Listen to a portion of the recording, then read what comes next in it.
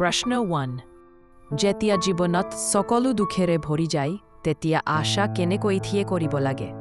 উত্তৰ দুখবোৰে মানুহক ভাঙে কিন্তু আশা মানে জীৱনৰ সুৰ নিজৰ মনটোক ভালকৈ বুজিব লাগে কিনো যিমান অন্ধকাৰে আহক এটা সৰু আলো আচলতে থাকে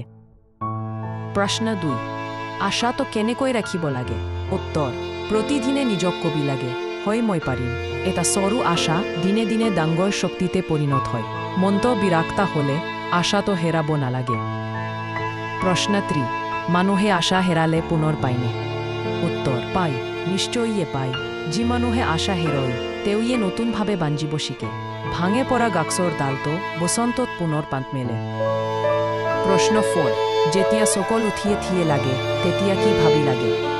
উত্তৰ ভাবি এইটো থিয়ে নহয় এইটো মোৰ পৰীক্ষা জীৱন আমাৰ শিকনি জীৱনক বুজি চলিব জানিলে আশা নিজে থিয়ে হৈ যায় শেষত এটা বাৰ্তা জীৱনৰ বাটত আশা হেৰাই যোৱা মানে জীৱন হেৰাই যোৱা নহয় বৰং আশা পুনৰ থিয়ে কৰাটোই জীৱনৰ আচল অৰ্থ